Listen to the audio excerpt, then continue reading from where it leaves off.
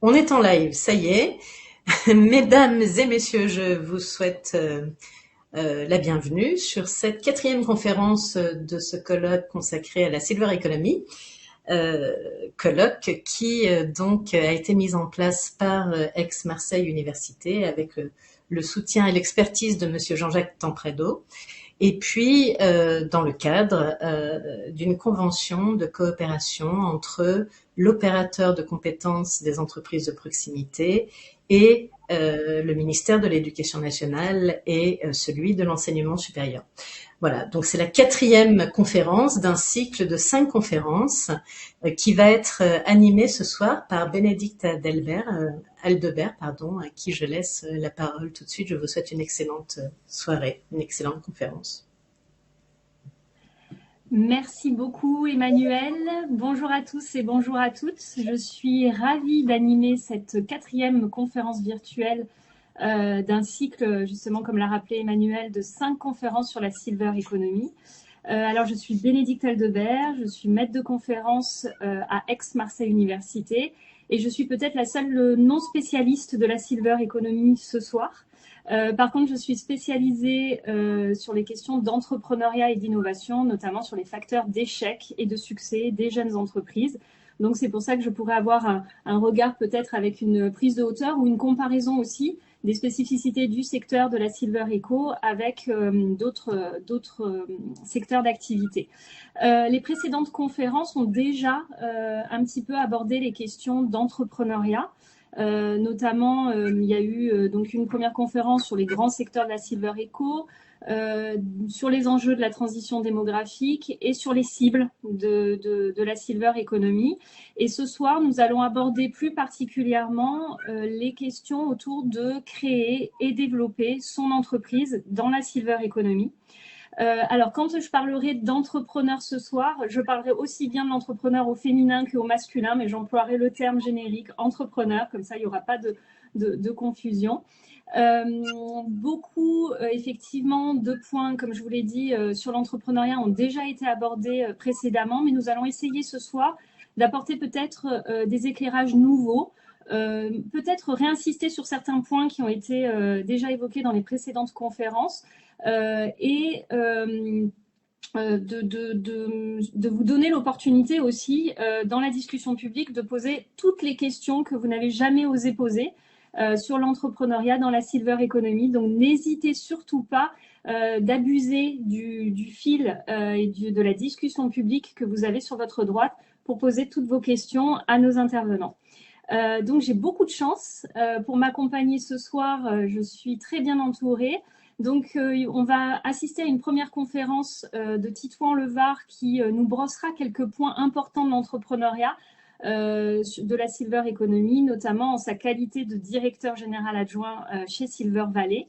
Et on a un panel d'intervenants qui ont des entreprises ou qui sont entrepreneurs ou dans des entreprises qui sont à des stades différents de développement d'entreprises, qui ont des modèles économiques très différents, qui ont aussi des cibles assez différentes. Donc, ça vous permettra d'avoir finalement un bel éclairage de ce qui peut se faire en termes d'entrepreneuriat au sein de la Silver Economy. Donc, je vous les présenterai dans un deuxième temps, mais sans plus tarder, je donne la parole à Titouan pour voilà, ce brossage des points qui te semblent importants par rapport à ton regard d'avoir vu beaucoup d'entreprises dans ce secteur d'activité. Et donc, je te laisse la parole. Merci beaucoup Bénédicte, bonsoir à toutes, bonsoir à tous.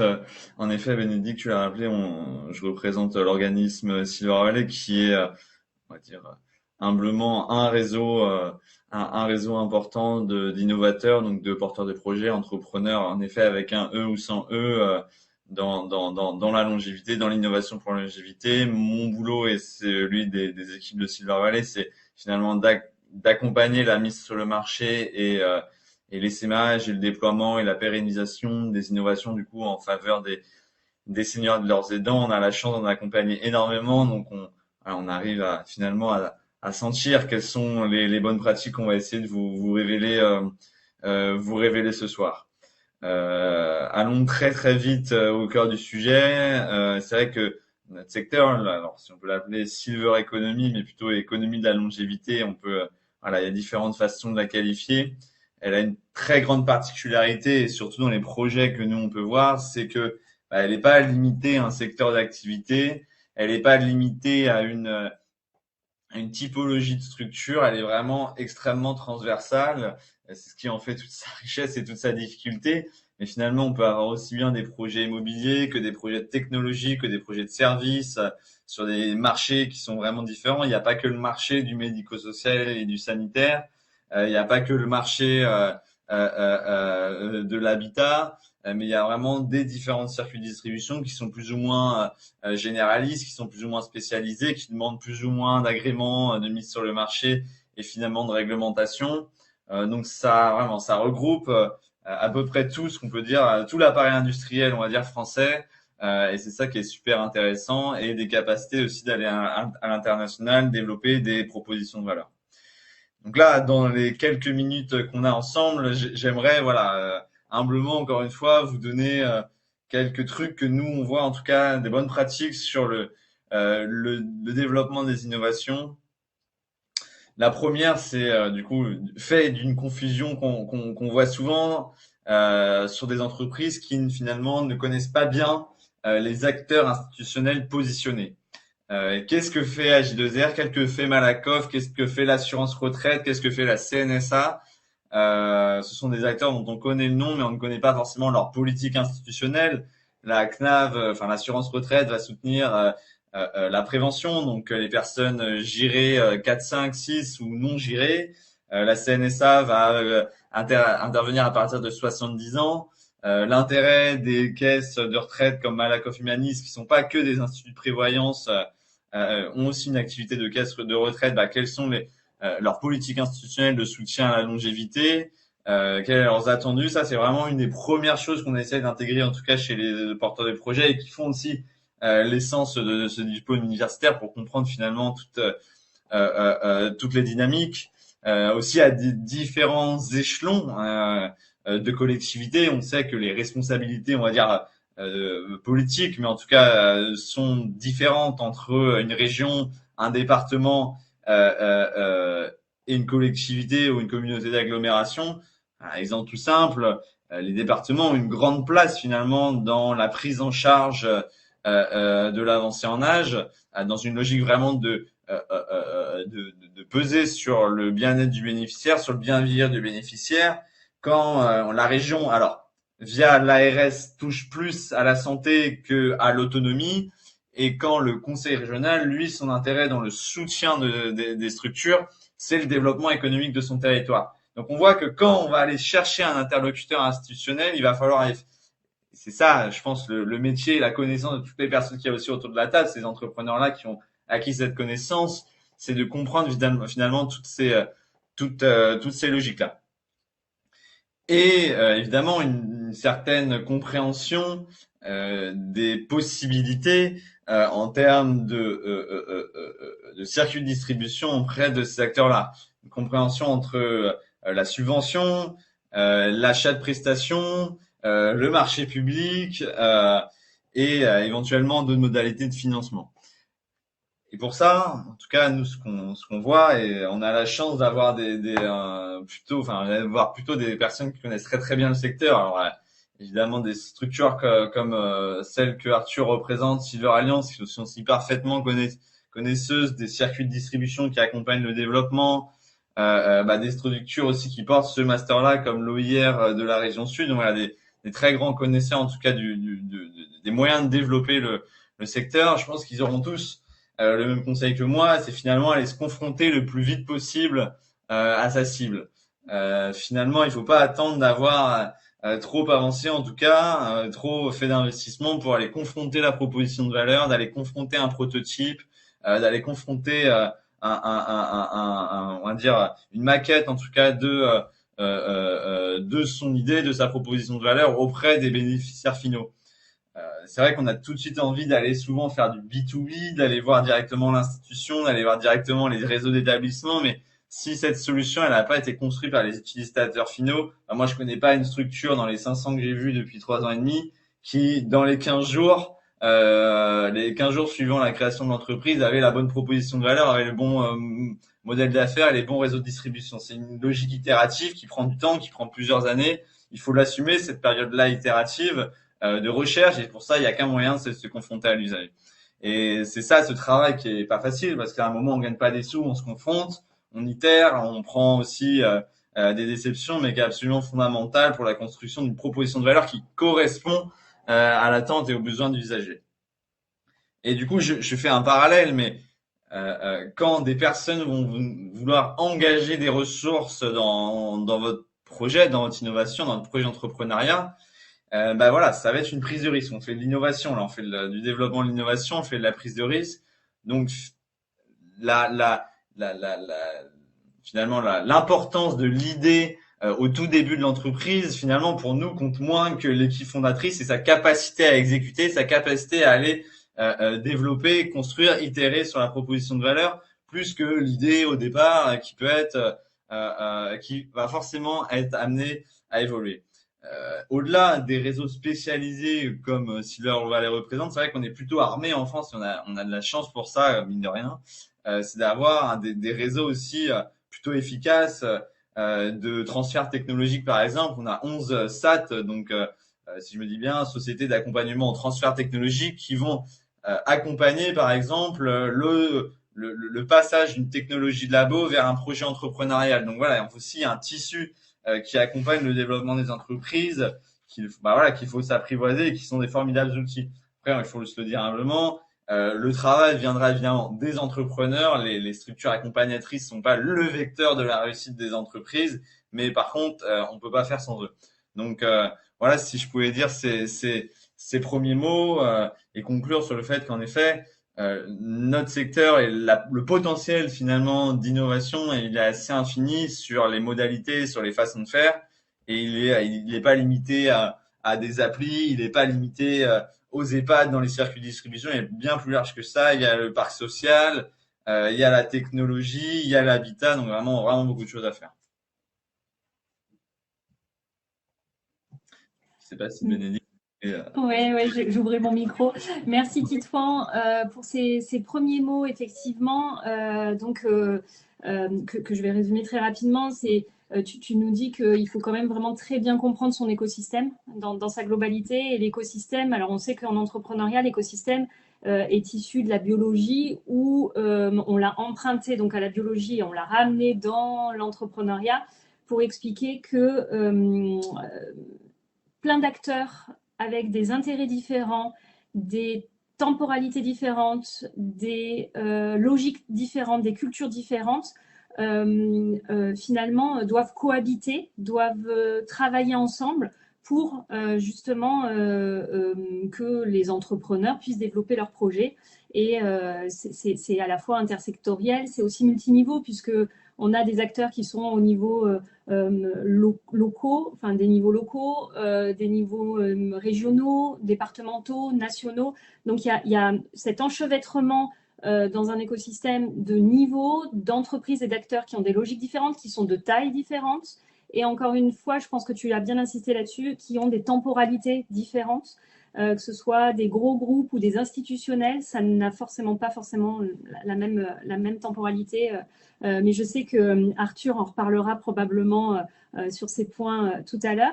Le deuxième point, finalement, cet écosystème qui est très vaste entraîne des questionnements autour du financement et faire la distinction entre le financement, ce que tu disais, externe, le type de subvention, le type de financement que l'on peut aller chercher auprès d'investisseurs, mais également que les entrepreneurs ne se trompent pas sur le fait de trouver son modèle économique et de trouver vraiment l'exploitation de sa solution.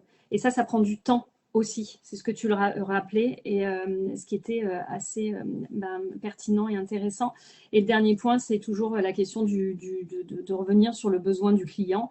Et ça, je pense qu'on va l'aborder justement avec les illustrations de nos invités, justement. Alors, je vais vous proposer, donc Julien, Benjamin, Arthur et Léa, peut-être de prendre la main. Alors, si vous pouvez chacun à tour de rôle nous présenter votre projet. Alors, on sait que entreprendre et l'entrepreneuriat, et désolée, c'est ma déformation professionnelle d'enseignante qui intervient ici. L'entrepreneuriat, ça vient du terme préhendere. Et préhendere, ça veut dire saisir. Et c'est saisir des opportunités, saisir un problème de marché, c'est saisir une problématique.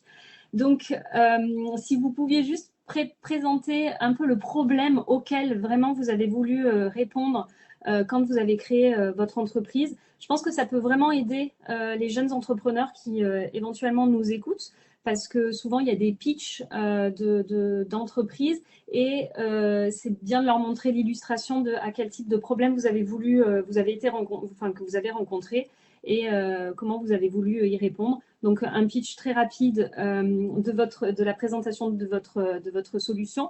Et après, je vous demanderai peut-être de prendre la parole pour interagir ou réagir sur ce qu'a dit Titouan, si vous êtes d'accord sur les points fondamentaux et si vous voulez rajouter aussi les points qui vous semblent très importants pour entreprendre. Donc Julien, je te donne la parole en premier. Ouais, merci Bénédicte. Du coup, je me présente, Julien Yardet. Donc, à mon accent, vous entendez que je viens du sud de la France. Et du coup, pour vous raconter un petit peu l'histoire de Restez Jeune, donc restezjeune.com, que j'ai d'ailleurs sur le pull ce soir. Mais en fait, ça a démarré un petit peu par hasard. Je viens du monde du sport. Je suis ancien joueur de rugby professionnel, même si je sais ça se voit pas trop comme ça à l'écran, mais pourtant c'est le cas. Et en fait, tout le temps de ma carrière, j'ai vu mes proches, notamment ma maman et mes grands-parents, aller de moins en moins bien dans leur quotidien, notamment dû aux maladies liées à l'âge, comme l'arthrose entre autres, ou une certaine forme de sédentarité qui commençait à s'installer de plus en plus. Et je suis parti d'un constat très simple. Alors ce constat, je l'ai fait en 2019, donc c'est assez récent. Rien n'était vraiment adapté pour pouvoir les aider. En fait, je voulais leur proposer une solution qui allait se baser sur tous les axes du bien-être, qu'ils soient physiques ou mentaux. Donc on va parler d'activité physique, on va parler de nutrition, mais aussi d'hydratation, de sommeil, de gestion du stress ou encore de développement personnel, parce que pour moi, venant du sport de haut niveau, ce sont tous ces axes finalement qui font qu'on va se sentir mieux dans son corps et dans sa tête.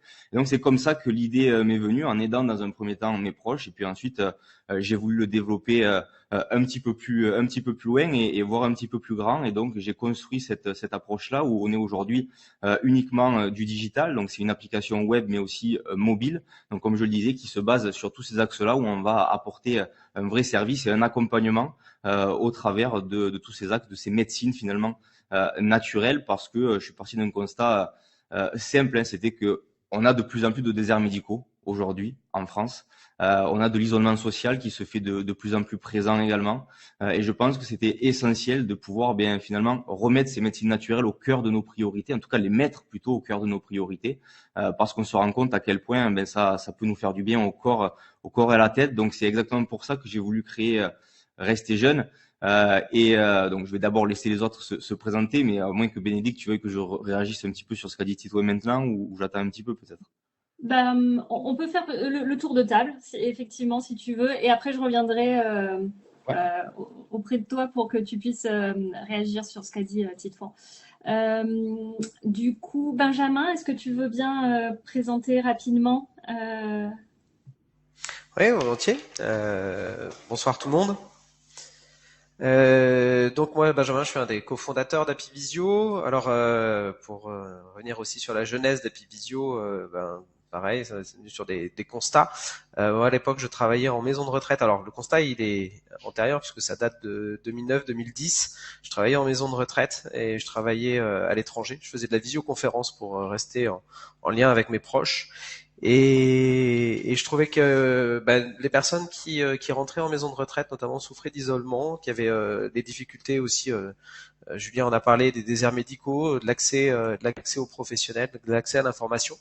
Et on s'est dit que ça serait peut-être intéressant d'utiliser le distanciel et la visioconférence en particulier pour permettre aux personnes qui étaient éloignées d'avoir accès à ces professionnels ou à ces informations sur les thématiques de santé et de prévention.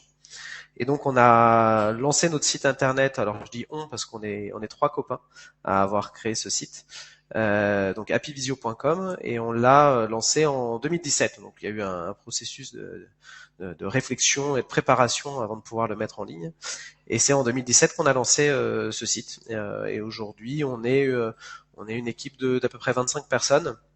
Et on fait pas mal donc on intervient principalement sur la visioconférence, on intervient à la fois sur des webinaires, donc des webinaires d'information, de sensibilisation.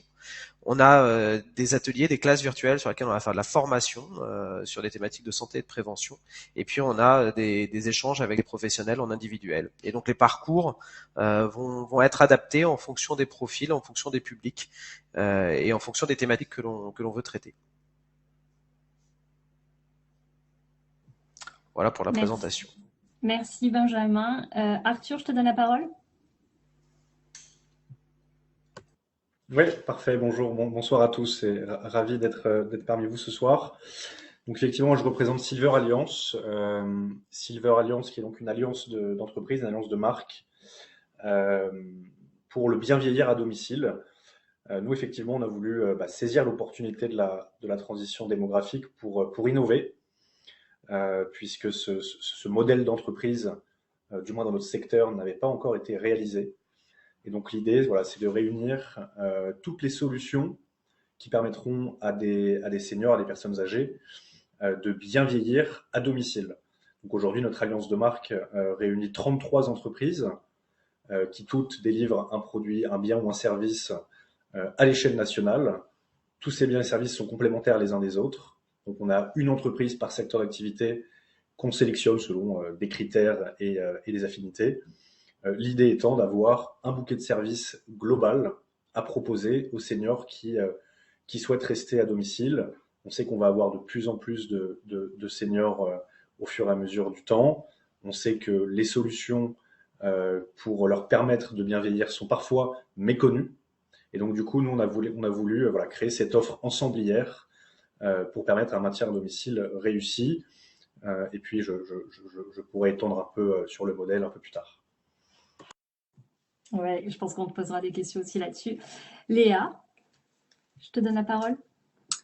Bonsoir à tous, enchantée. Donc pour ma part, je suis Léa, la cofondatrice de Tango. Et donc nous, on s'est lancé la mission de permettre aux seniors de vieillir le plus longtemps possible chez eux. Parce qu'aujourd'hui, 90% des seniors souhaitent vieillir chez eux avec leurs habitudes, leurs souvenirs. Mais pour la plupart, ils ne pourront pas parce qu'ils sont seuls, parce qu'ils ont des difficultés à faire réaliser les tâches de la vie quotidienne.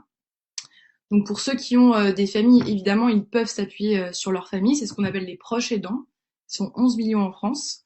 Et parmi ces 11 millions de proches aidants, 75% sont absolument exténués parce que ils doivent jongler entre leurs responsabilités professionnelles, personnelles et ce statut de proche aidant. Donc on a décidé de humblement les aider en connectant les seniors à ce qu'on appelle des compagnons de confiance, qui sont des étudiants, pour de la compagnie et des coups de main du quotidien, donc tout ce qui va être actes non médicaux. Et on facilite la vie aussi des familles grâce à une application où elles peuvent commander une mission, être matchées avec le parfait compagnon et avoir un compte-rendu de chaque visite. On est assez jeune, on s'est lancé il y a 5 mois. On est 2 dans l'équipe. Faïk, qui est le CTO de l'équipe, donc qui est le tech, qui code l'application et tout ce qui se rapproche au produit. Et moi-même qui suis plus sur la partie business. Merci beaucoup Léa.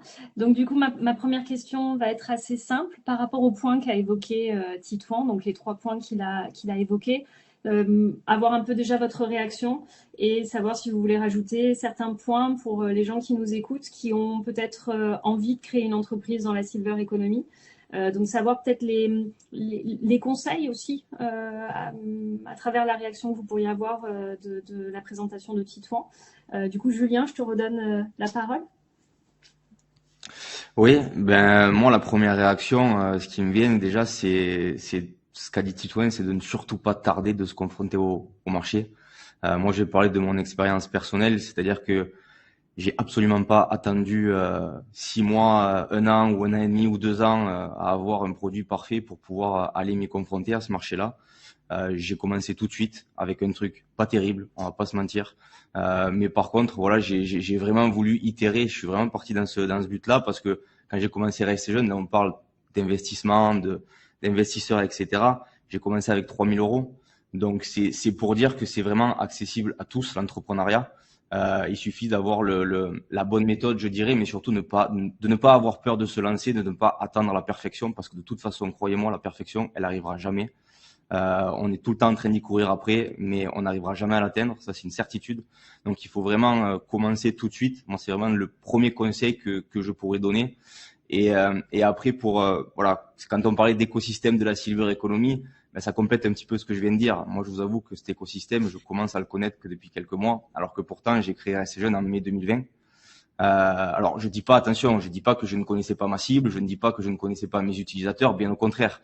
Le fait d'itérer, c'est connaître par cœur ses utilisateurs et presque co-construire notre projet avec nos utilisateurs. Donc, ce n'est pas ça dont je parle, c'est plutôt l'écosystème. Je parle de tout le reste, des grandes institutions, etc.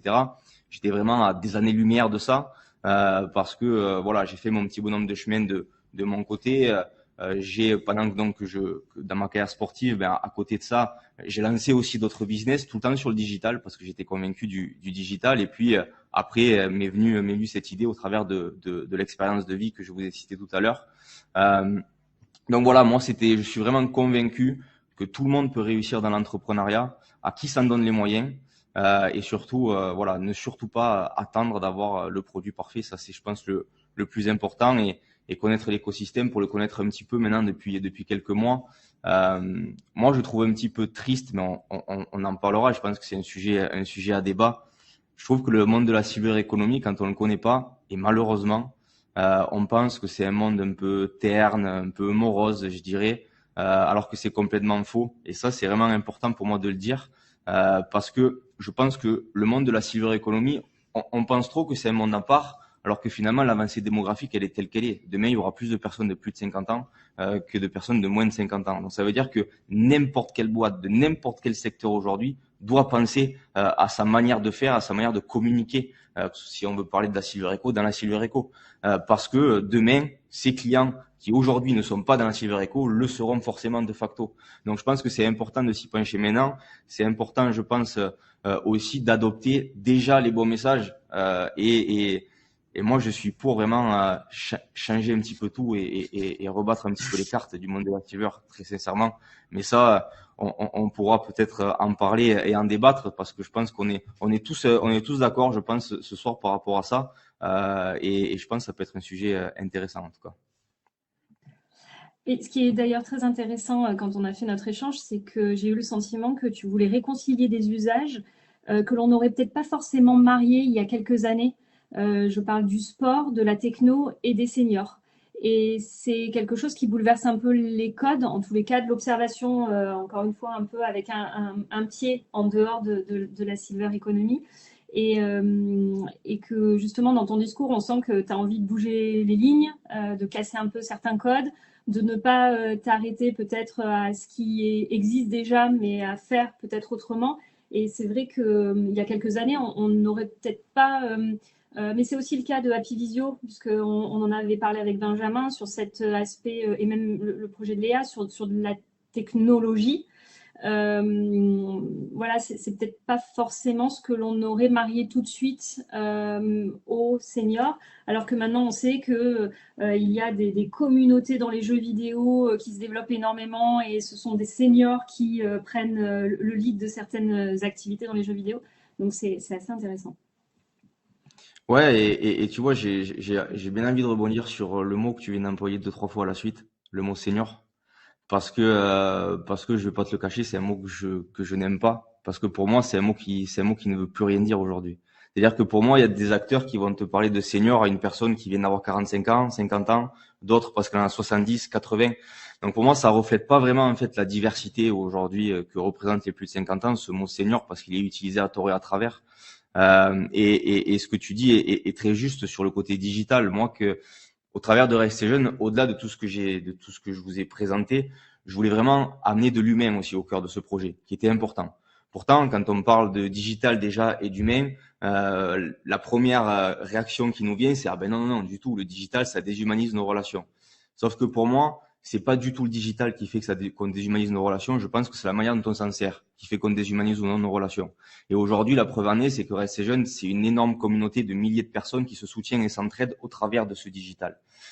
Et quand on nous dit aussi que les seniors, pour rappeler ce mot-là que je n'aime pas, ne sont pas sur Internet ou sur les réseaux. Aujourd'hui, 80% d'entre eux sont digitalisés. Donc c'est faux. C'est aussi une croyance limitante. Et je pense que malheureusement, le monde de la silver est bourré de croyances limitantes. De l'extérieur, c'est pire. Et de l'intérieur, malheureusement, je pense qu'il y en a encore trop. Alors, ça va permettre de faire peut-être un bond vers Benjamin, justement, et Happy Visio. Qu'est-ce que tu en penses? Et peut-être qu'on reviendra après sur quel est le bon mot ou les bons mots à employer à la place de senior. Parce que effectivement, c'est pas une population homogène. On le sait très bien. Voilà, ce sont des personnes et des personnalités, et c'est pas du tout un groupe homogène. Donc peut-être qu'on pourra revenir sur. Mais je pense que tu as ta petite idée aussi, Julien. On pourra en parler après. Benjamin, du coup, je rebondis sur toi. Ça va faire la transition sur Happy Visio. Est-ce que tu as pensé de la présentation de Titouan et les échos que ça fait par rapport à Happy Visio? Déjà, c'est plutôt rassurant, c'est que dans ce que l'on dit, ce que vient de dire Julien ou ce qu'a pu dire Titouan ou les autres, on se retrouve. C'est-à-dire que je suis assez d'accord sur tout ce qu'a pu être dit sur déjà le fait d'entreprendre et ce que ça représente et comment on doit le faire.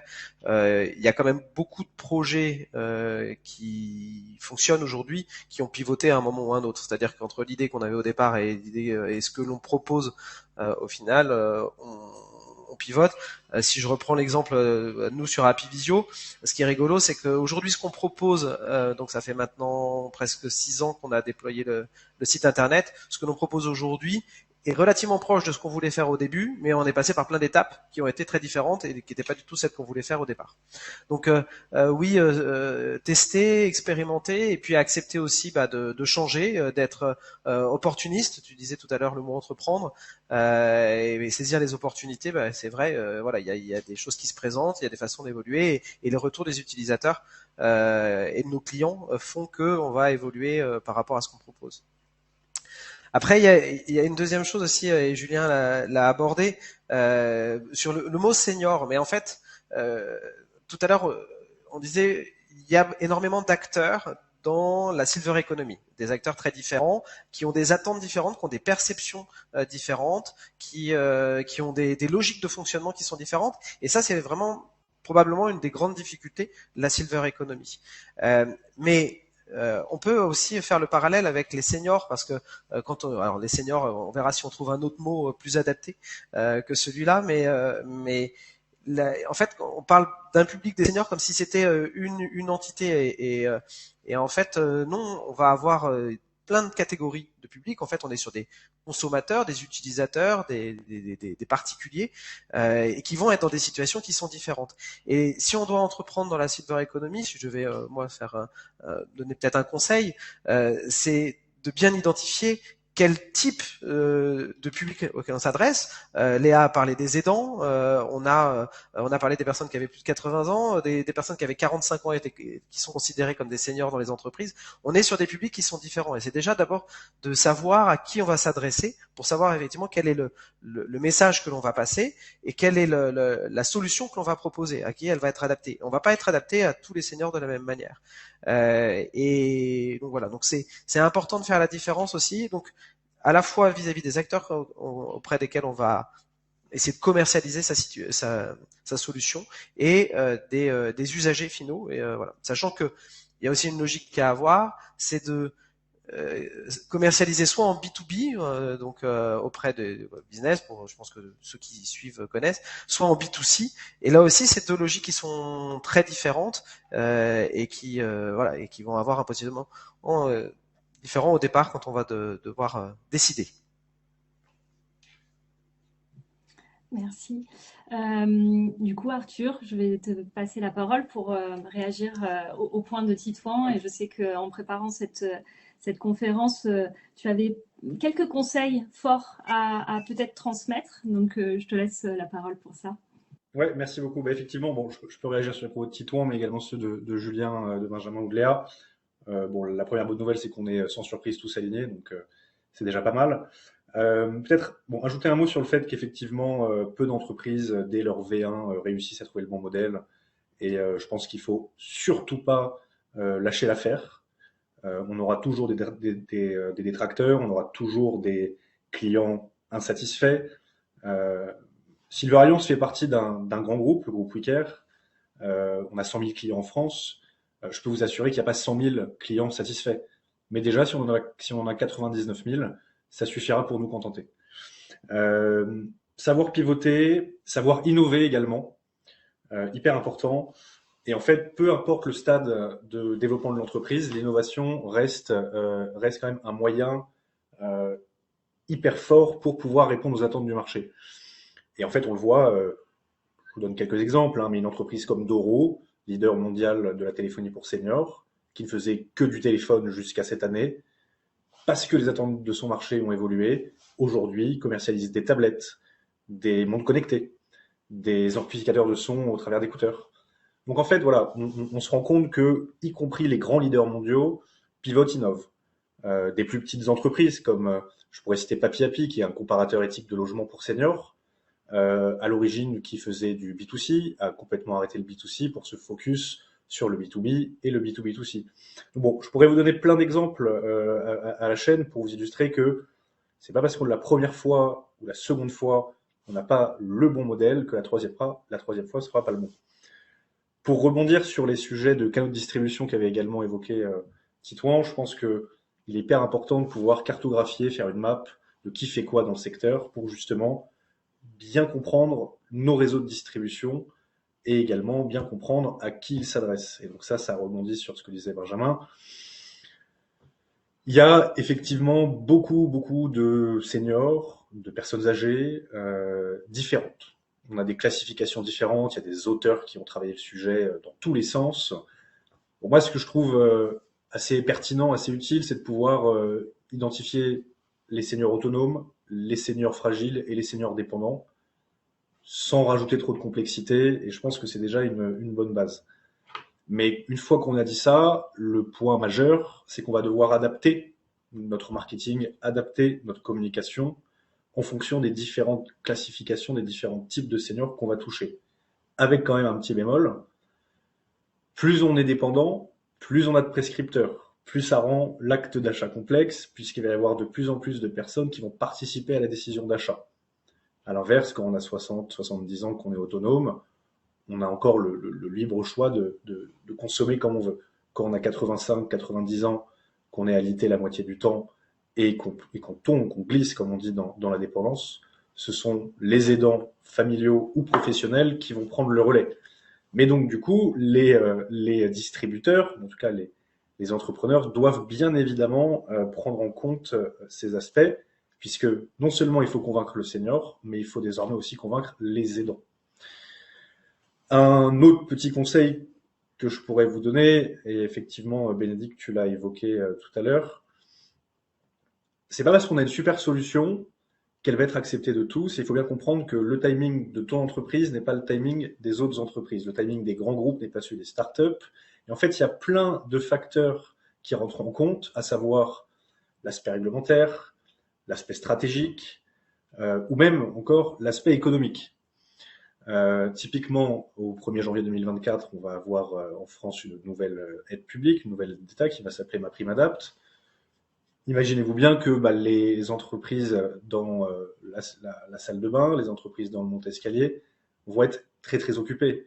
Donc les jeunes startups qui voudront bosser avec elles durant les 6-8 mois qui vont arriver n'auront pas forcément les mêmes obligations et les mêmes priorités que ce type d'entreprises qui seront sous l'eau, soit de demandes, soit de problématiques liées à la mise en place du nouveau dispositif.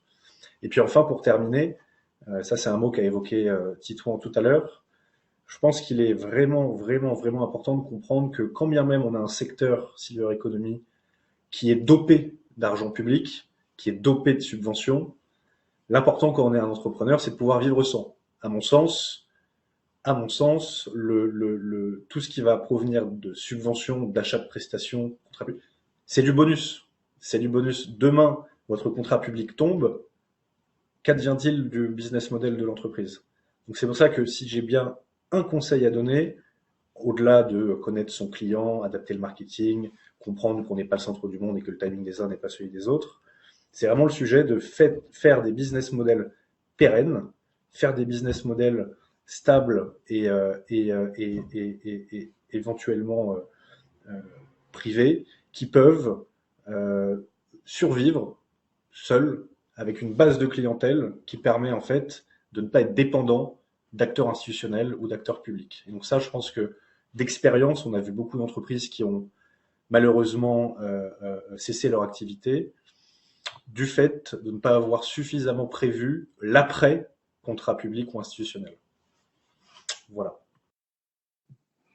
Merci. Effectivement, sur la question du modèle économique rentable, viable, à long terme, ce sont des points que les futurs entrepreneurs doivent travailler. Mais encore une fois, ça ne va pas être un modèle économique comment dire, finalisé, parfait, pour reprendre les termes de Julien de tout à l'heure. La perfection n'existe pas et il va falloir pivoter, il va falloir bouger. Et l'innovation, c'est ce que tu rappelais Arthur, est peut-être le moyen de systématiquement s'adapter aux différentes cibles qui sont visées. Et puis tout simplement, c'est la vie d'un modèle économique. Quand on est un entrepreneur, l'objectif, c'est quand même de créer son modèle économique rentable.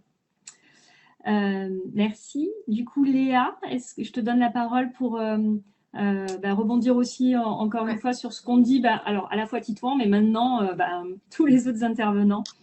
Du coup, j'ai beaucoup de choses sur lesquelles rebondir. Un point qui est celui de l'itération. Donc oui, évidemment, on est tous en train de tester notre produit, d'avoir des retours utilisateurs et de progresser sans cesse grâce à ces retours-là. Peut-être qu'il y en a parmi vous qui sont à un stade un peu plus en amont, peut-être le stade de l'idée, et se pose une question à ce moment-là, c'est comment confronter l'idée au marché, comment savoir si mon idée est bonne dans le sens, est-ce que quelqu'un pourrait payer pour mon service, mon produit. Nous, chez Tango, on a passé 3 semaines. Donc, avant même, en fait, de sortir le produit et le service et de le tester, on a passé 3 semaines à interroger une centaine de familles, une centaine de seniors, grâce à une méthode qui est assez connue, qui s'appelle le MOM test. Donc, MOM pour maman. J'aime bien ce test parce que le but, c'est un peu de faire mentir votre mère sur le fait que oui, votre idée est géniale et oui, tout le monde paierait pour cette idée. C'est un test qui est assez rigoureux, qui se compose de questions, évidemment, mais le but est vraiment de se focaliser sur le parcours de vie de votre potentiel futur client. Donc, dans notre cas, c'était le parcours de vie de l'aide à domicile. Donc, on interrogeait les familles sur comment vous faites aujourd'hui, quels services vous utilisez, quels sont les potentiels freins. En réalité, elles vont même pas répondre à cette question-là parce qu'elles vont pas savoir. Du coup, l'intérêt, c'est vraiment de mettre en avant les signaux faibles qui vont être, par exemple, des ah oui, c'est vrai que ça me prend un petit peu de temps, hein. Oui, c'est vrai que c'est un petit peu pénible. Ah oui, et c'est pénible pourquoi ça vous prend du temps? Voilà. C'est un test qui permet de mettre en avant des patterns. Et dans notre cas, donc du côté des familles, 2 patterns qu'on a mis en avant. Donc il y avait ce sujet de suivi. Donc beaucoup de familles en fait faisaient appel à des aides à domicile ou des auxiliaires de vie et avaient un petit carnet de notes chez leurs proches âgés. Et l'aide à domicile devait noter sur le carnet de notes le compte rendu de la visite. Bon, ça marchait pas toujours. Donc vraiment ce sujet de suivi. Et deuxième pattern, donc sur le sujet du suivi, donc on s'est dit le compte rendu hyper simple via une app, ça peut être une bonne chose. Et deuxième pattern, c'était la rapidité à laquelle elles pouvaient trouver une dame de compagnie, une aide à domicile, peu importe en fonction de leurs besoins. Et là, on s'est rendu compte que dans le parcours utilisateur, c'était pénible, quoi. C'était des coups de téléphone, voilà. Donc sur ce point-là, on s'est donné la promesse de trouver le parfait compagnon en 4 heures. Et donc, je pense que cette étape, avant même de tester son idée sur le marché, est super importante. Donc, l'écoute des utilisateurs, des potentiels utilisateurs par la suite. Voilà, c'était pour rebondir sur l'itération. Merci. En plus, tu nous donnes quelque part une opérationnalisation avec ce MOM test. Je ne sais pas si ça fait souvent écho. Nous, en théorie, on parle du syndrome du bébé moche. C'est-à-dire que très souvent, alors c'est pas très glamour effectivement, mais lorsque l'on va voir une maman qui vient d'accoucher, le bébé est pas toujours très beau. Et souvent, les amis et la famille, quand ils viennent, ils disent mais il est magnifique, il te ressemble, il est trop beau. Et en fait, on sait que c'est pas vrai. Et en entrepreneuriat, c'est un peu la même chose. C'est-à-dire que quand on va voir des proches pour leur dire, voilà, j'ai une idée d'entreprise, je vais faire ça, tout le monde peut facilement ou plus facilement, de peur de nous vexer, parce que finalement, quand on crée une entreprise, c'est nous qu'on met en avant, on s'expose.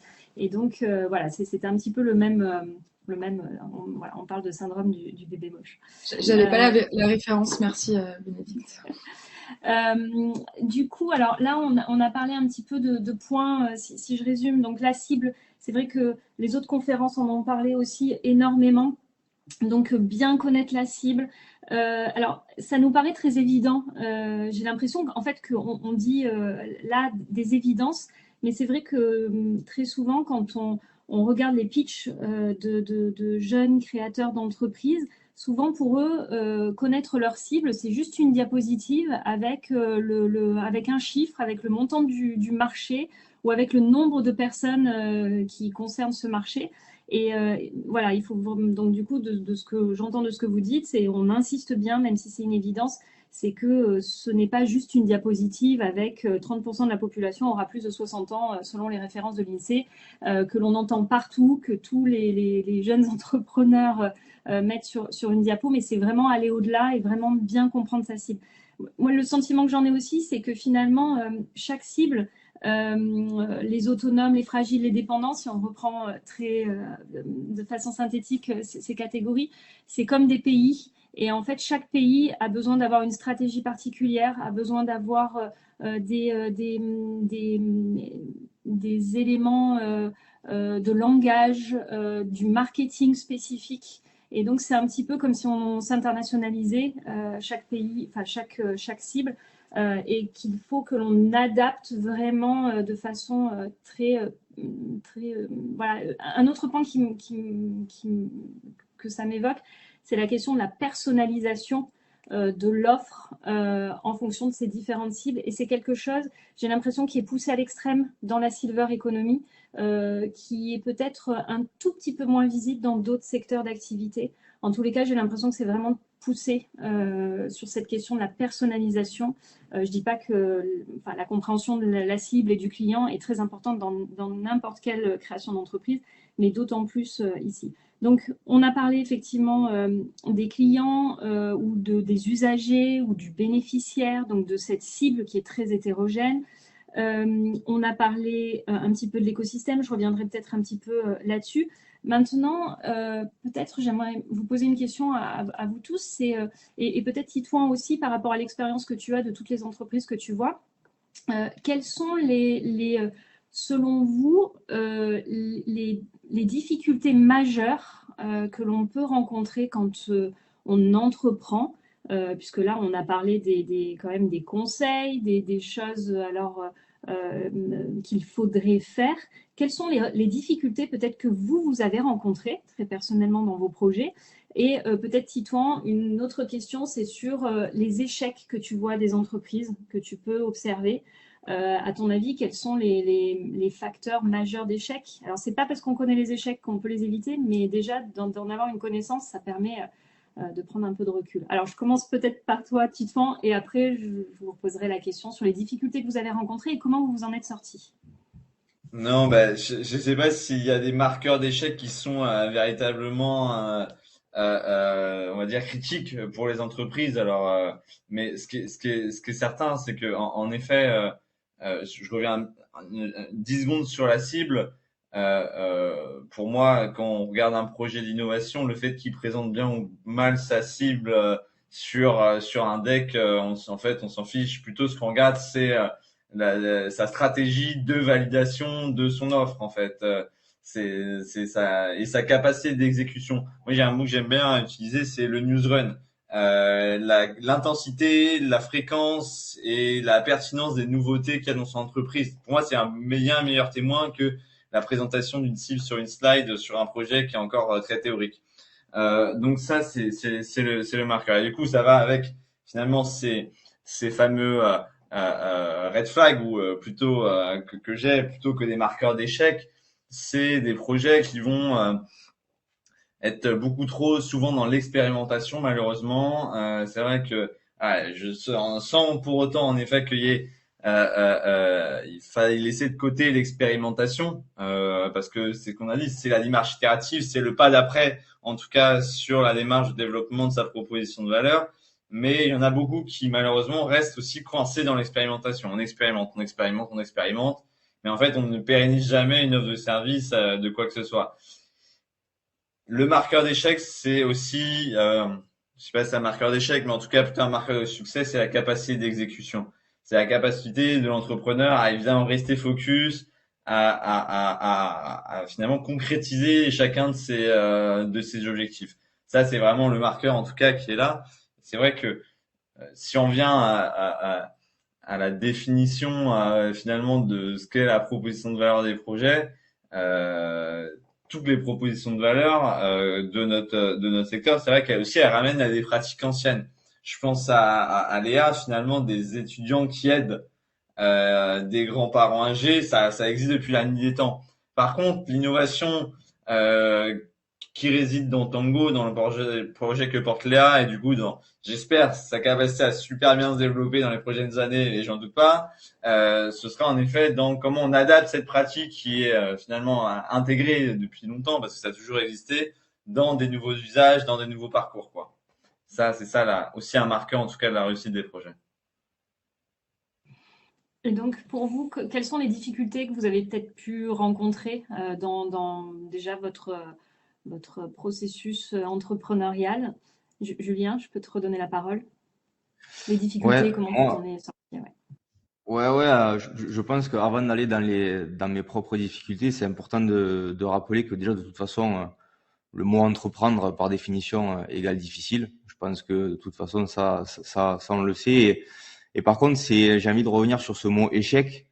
J'ai envie de citer Nelson Mandela. Alors même si ça paraît bateau, mais je pense que c'est important. Il faut embrasser l'échec parce que c'est ça qui nous fait grandir. Il faut savoir que moi, je fais souvent le parallèle entre le sport de haut niveau et l'entrepreneuriat parce que très souvent, on a plus souvent des moments où on travaille d'arrache-pied, des nuits blanches, des choses comme ça. Finalement, plus d'échecs que de victoires. C'est ça le sport de haut niveau. C'est aussi ça l'entrepreneuriat.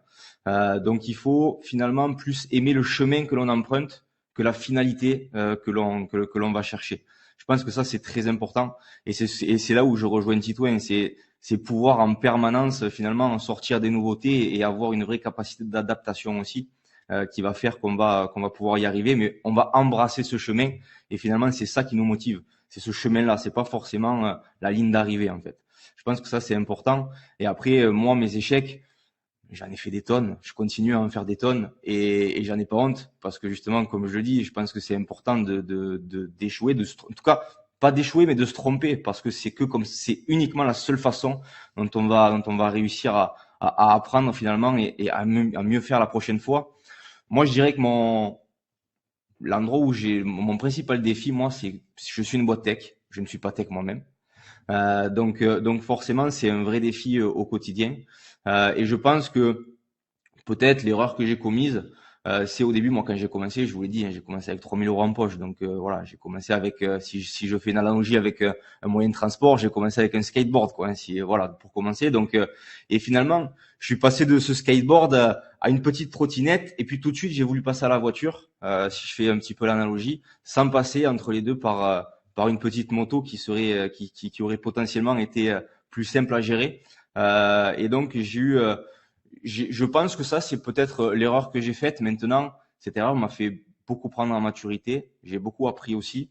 Je suis toujours pas développeur, mais par contre je commence à connaître un petit peu les rouages de tout ça. Et je pense que ça m'a fait beaucoup grandir, même sur le reste de mes décisions, parce que justement ça a été une bonne leçon finalement qu'on a pu rattraper tout simplement en itérant. Je pense que la clé, ça reste l'itération, ça reste de pouvoir trouver des solutions. Vous savez, l'entrepreneuriat, c'est 90% du temps le fait de chercher des solutions, parce que c'est 90% de galère et 10% où ça roule, quoi.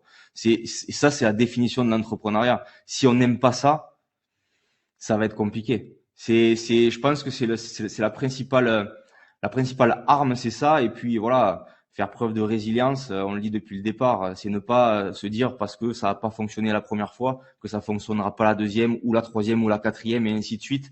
Donc c'est vraiment pouvoir faire preuve de résilience qui est hyper important. Et puis comme l'a dit toi aussi, c'est rester focus. Je pense que ce côté focus et ne pas vouloir se disperser absolument partout, ça aussi c'est important parce que il y a un adage qui dit quand on court plusieurs livres à la fois, derrière plusieurs livres à la fois, on n'en attrape aucun.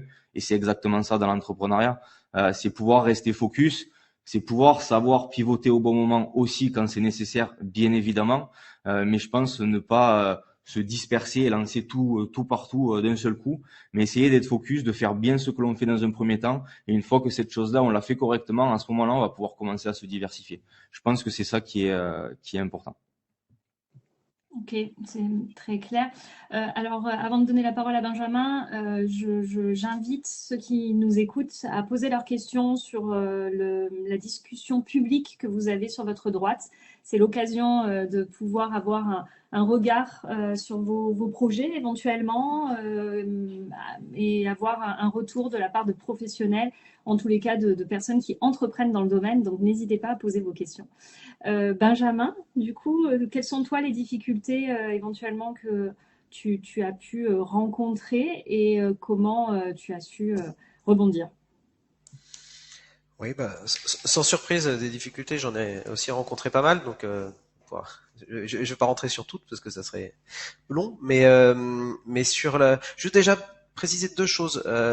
On a quand même, parce que tu disais la difficulté ou qu'est-ce qu'on fait quand l'entrepreneuriat dans la silver economy, il y a quand même deux choses qui sont très positives et qu'il faut mettre en avant. C'est la première, c'est qu'il y a quand même pas mal d'aides et il y a des dispositifs pour accompagner sur la création d'entreprises dans la silver economy. De manière générale, en France, il y a pas mal de dispositifs pour aider à entreprendre, mais dans la silver economy en particulier.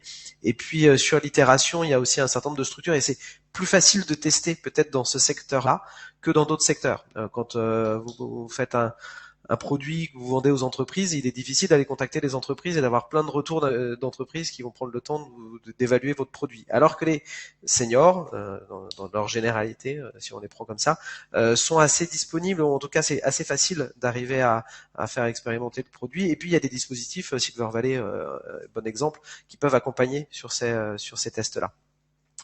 Après, pour répondre plus précisément sur la question sur des échecs, alors déjà, je vois que Julien dit il a entrepris auparavant, il a eu d'autres expériences. Moi aussi, j'avais créé une entreprise il y a quelques années, et puis je l'ai fermée. Et puis c'est souvent un long processus, l'entrepreneuriat.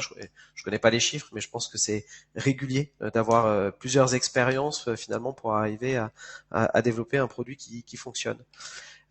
Et plus spécifiquement sur Happyvisio, alors nous c'est l'inverse de Julien, c'est-à-dire qu'on n'a pas commencé avec 3 000 € en poche, on a eu la chance quand on a alors on a commencé avec pas grand-chose, mais assez vite on a pu avoir un financement de la BPI qui nous a permis d'expérimenter, de tester le dispositif. Et c'est pour ça que tout à l'heure je disais, on avait une idée au départ et aujourd'hui, on arrive à peu près à ce qu'on voulait, mais notre idée en 2016, celle qu'on avait, finalement, je pense qu'elle n'était pas adaptée par rapport au marché tel qu'il était en 2016. Depuis le Covid, le distanciel, ça a quand même pas mal changé. Et donc, on avait eu un financement de la BPI et on avait cette idée. Et pour que le financement de la BPI, pour expliquer un peu comment ça fonctionne, pour que ce financement de la BPI, pour l'avoir, il fallait qu'on ait un devis et il fallait qu'on engage un certain montant. Et donc, on a pris une agence de dev, parce que nous non plus, on n'est pas des devs, on a pris une agence de dev et on a commencé à concevoir le produit. Alors, on avait fait des tests, on avait fait des choses, mais pas suffisamment, visiblement. Et donc, on a commencé à développer le produit tel qu'on l'imaginait. Et au bout de 3 mois, on s'est dit, mais on va droit dans le mur, en fait. Ce qu'on est en train de développer, jamais personne va l'acheter. Ça peut pas marcher tel quel. Et donc, on a tout stoppé et on avait déjà engagé pas mal d'argent. Et donc, on s'est retrouvé nous avec des dettes, du temps disponible, mais pas de produit. Et donc, il a fallu recommencer. Et on a recommencé à la base. Et on a recommencé avec une école d'ingénieurs qui a travaillé sur le projet avec nous, donc avec des petits moyens. On a fait avec ce qu'on pouvait. Et finalement, on a dû tout recommencer à la base. Et donc voilà. Donc ça illustre bien, je pense, ce système d'itération, de tester, de pas aller. On n'a pas besoin de grand chose finalement pour débuter, parce que effectivement, on a des dispositifs qui nous accompagnent quand même en France et on peut avoir cette chance de s'appuyer sur quelques aides et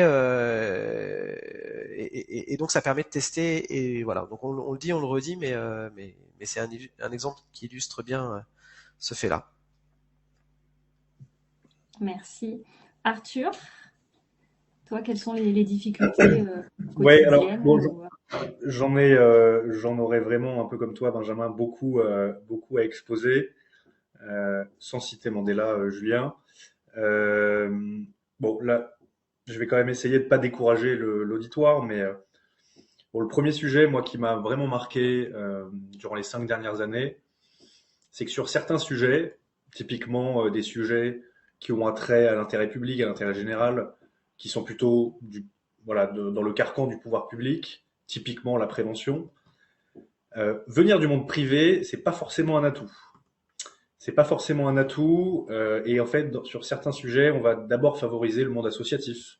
On va d'abord favoriser des structures publiques.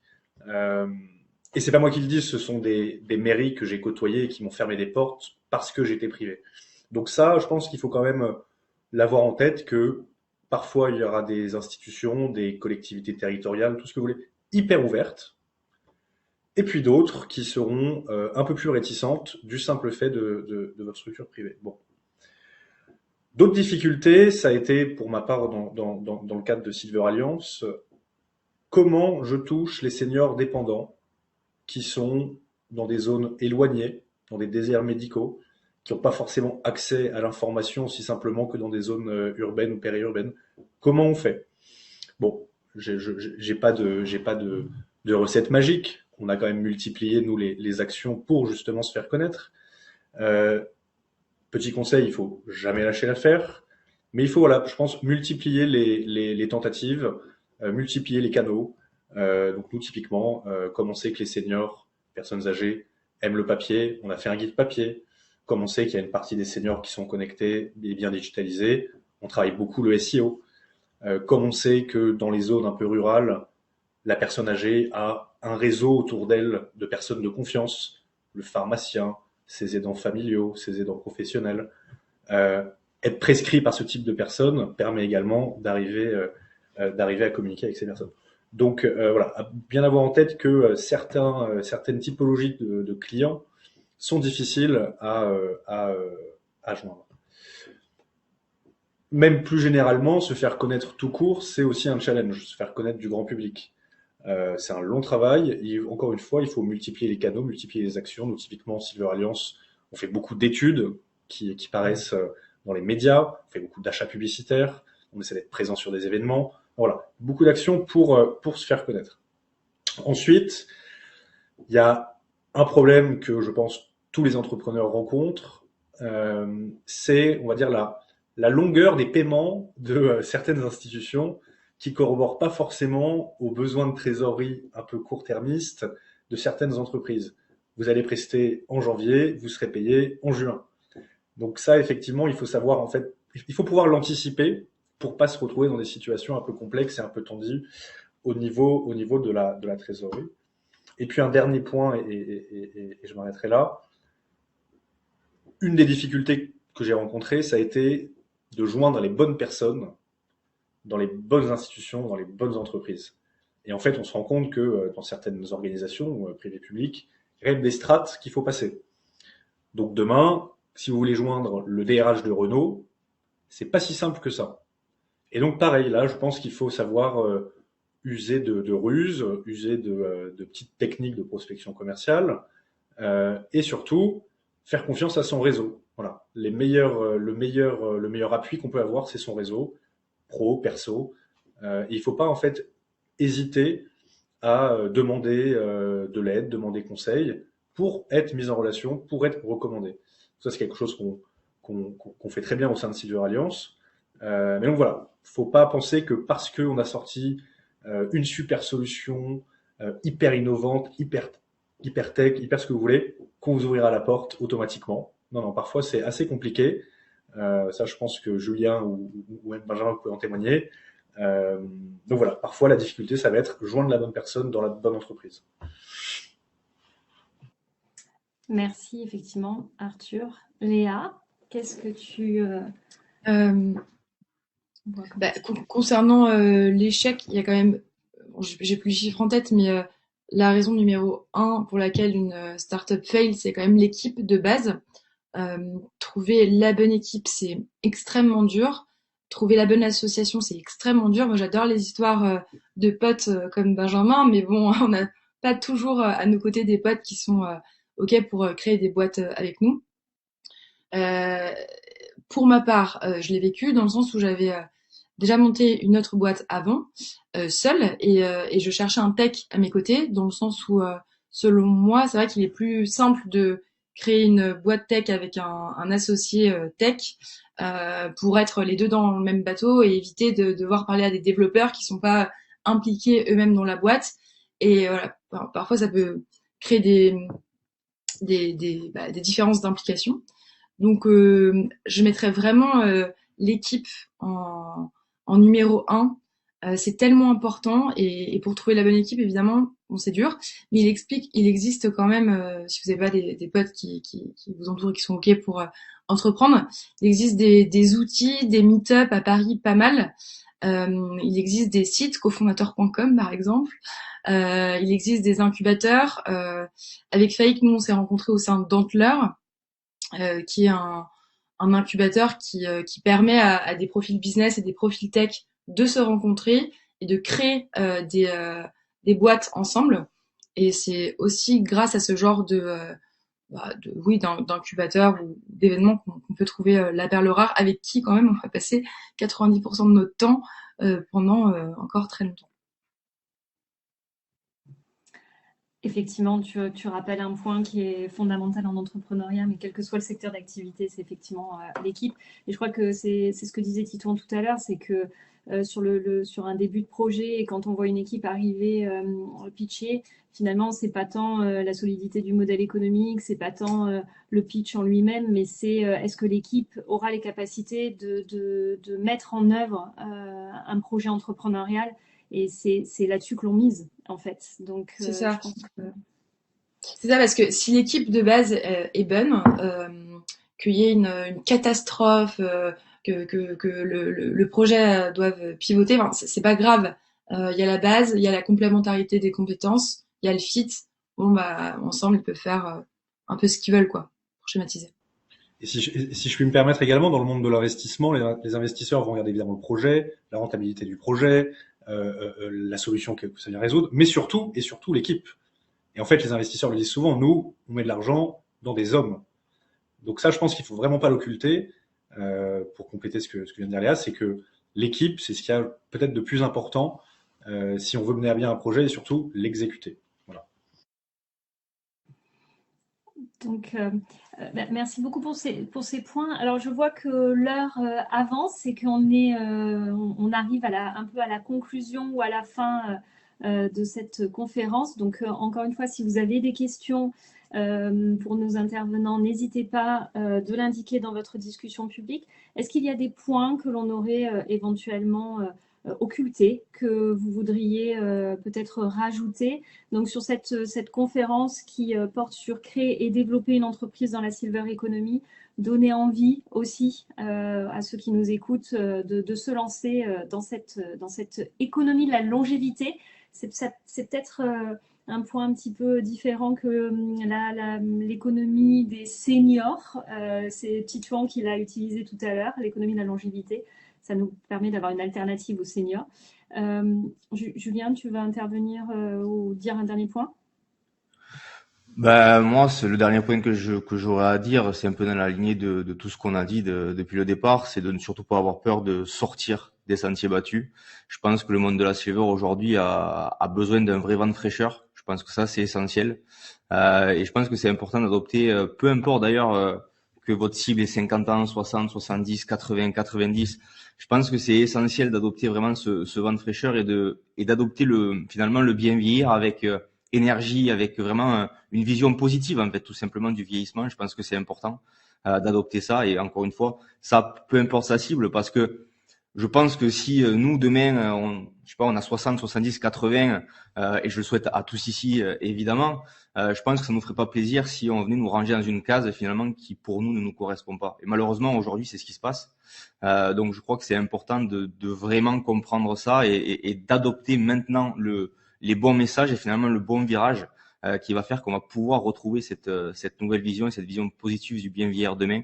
Je pense que ça c'est essentiel. Donc si je devais conclure, je pense que je conclurai là-dessus parce qu'il y a énormément d'opportunités aujourd'hui dans le monde de la silver et je pense que c'est important de le comprendre et encore une fois de comprendre que c'est un monde où il y a du fun, il y a de la joie. C'est pas du tout comme on peut le comprendre vu de l'extérieur et je pense que ça c'est important vraiment de le remettre au centre des débats parce que malheureusement trop souvent on l'oublie. Merci beaucoup pour ce mot. Peut-être Titouan, Arthur ou Benjamin et Léa, vous voulez dire un petit mot de la fin et après j'essaierai de synthétiser un petit peu. Alors juste avant de conclure, moi un petit mot sur cette question de sémantique qu'on a soulevée, que je trouve assez intéressante et assez marrante. Je pense que ça n'a aucune importance qu'on appelle le client, le vieux, la personne âgée, le senior. Faut appeler un chat un chat. Je suis parfois très surpris du marketing que peuvent développer certaines entreprises. Je peux en citer une parce que ça m'avait particulièrement choqué. L'entreprise Disons Demain, filiale de Mythique, site de rencontre assez connu de tous, qui ont donc une filiale qui s'appelle Disons Demain, destinée aux 50 ans et plus. La réalité, c'est que les clients de cette entreprise ont 65, 70 ans. Le marketing, en revanche, ce sont des personnes de 45, 50 ans, souriantes, qui sont complètement en décalage avec la réalité. Pourquoi ? Parce qu'ils ne veulent pas associer l'image du vieillissement à leur image de marque. Ce qui, à mon sens, est une erreur, mais bon, c'est pas mon entreprise, donc ça ne me regarde pas. Moi, le dénominateur commun que je vois chez la personne âgée, le vieux, le senior, c'est que ce sont tous des consommateurs. Donc moi, c'est plutôt ça ma vision de la chose, c'est que ce sont des consommateurs, peu importe ensuite leur appellation, si je puis dire. Voilà. Ça, c'était une petite aparté. Moi, ma conclusion, elle est très simple, elle est plutôt positive. C'est que le secteur de la silver economy, en tout cas le secteur de la longévité, vous l'appellerez comme vous voulez, c'est un secteur hyper dynamique. C'est un secteur très dynamique où il y a des opportunités assez extraordinaires. Je pense qu'il y a de la place pour tout le monde. Entrepreneurs très jeunes, entrepreneurs un peu plus aguerris comme on a la chance d'avoir ce soir, et puis parfois même des reconversions. Enfin, je pense vraiment qu'il y a de la place pour tout le monde. Moi, j'y suis arrivé, j'avais pas 25 ans, et je peux en témoigner que c'est extrêmement enrichissant. Faut aussi comprendre que la silver economy, c'est pas le secteur de la maladie. Il y a énormément de positifs, il y a énormément de solutions innovantes, il y a énormément de nouveaux produits. On a trop souvent tendance à faire le parallèle entre vieillir et être malade. C'est pas du tout ça. Les gens qui ont 60 ans, les gens qui ont 70 ans, voire même 80, ils sont en pleine forme. Donc faut pas, je pense, faire d'amalgame. Et puis le mot de la conclusion, je souhaiterais à l'avenir que le grand public, les politiques, tout le monde, toute la société puisse ériger au même rang la transition écologique et la transition démographique. Parce que la vague démographique dans laquelle on est va avoir des répercussions extraordinaires dans la société, extraordinaires, au même titre que la transition écologique, quand bien même les impacts vont être bien différents. Et je pense que si on se saisit pas tous collectivement de cette problématique, eh bien elle va dans tous les cas nous jaillir au visage un moment ou un autre, et semble-t-il pas plus tard que dans 7 ans. Donc, in fine, bien se rendre compte que la transition démographique, c'est actuel et qu'il faut la saisir et qu'en la saisissant, je pense qu'on arrivera à des très beaux résultats. Merci beaucoup pour cette très jolie conclusion. Benjamin et Léa. Benjamin, Léa. Oui, alors pour conclure, je pense qu'on a fait un petit tour. Et finalement, la réussite d'un projet, parce qu'on s'adresse à des futurs entrepreneurs, si j'ai bien compris, la réussite d'un projet, elle tient à plein d'ingrédients qui vont faire que la recette, à un moment, elle prend. Ça se joue parfois, il y a un petit facteur chance aussi. Il y a le côté équipe, il y a être au bon moment, il y a la communication, il y a tous ces éléments-là, donc on n'a pas revenu. Ce qui est important, je pense aussi, c'est d'être capable d'écouter les conseils et le regard des autres, donc de se remettre en question. Mais une fois qu'on a dit ça, quand même, sur une manière plus générale, dans le fait d'entreprendre, c'est quand même un plaisir. C'est un plaisir de pouvoir avoir des idées et de pouvoir les mettre en place. C'est un plaisir de se lever le matin et de savoir pourquoi est-ce qu'on bosse. Manière globale, le fait d'entreprendre, c'est quand même quelque chose, une belle expérience, et je pense que tout le monde sera d'accord, hein, dans cette salle pour le dire. Et le fait d'entreprendre dans la silver economy, c'est particulièrement appréciable parce que on sent que ce que l'on fait a du sens, et que voilà, on vend pas un objet, on œuvre pour quelque chose. Alors effectivement, c'est compliqué parce que tout le monde ça complique un peu les choses parce que tout le monde a des attentes, tout le monde a une vision, et qu'il y a pas mal de sensibilité, mais en même temps, c'est un vrai plaisir. Voilà pour mon mot de conclusion. Merci beaucoup. Léa? En une phrase, parce que tout a été dit, je rejoins, entreprendre c'est beau, le chemin est beau, l'aventure est belle, les sensations sont juste incroyables. Et c'est vrai que dans la silver, ça apporte un petit truc en plus parce que on travaille pour une cause, et du coup, je pense que ça apporte beaucoup de fierté de faire ça et de se lever tous les matins pour bosser sur ces sujets-là. Merci. Titouan, tu as un petit mot pour la fin? Pas mieux que mes collaborateurs, mes camarades. Non, et en effet, je pense que comme l'a dit Arthur, c'est ultra systémique. Donc ça c'est bien plus large ça va bien plus large si on veut développer un projet que juste le réseau d'acteurs spécialisés, les maisons de retraite, les caisses de retraite et les téléassisteurs.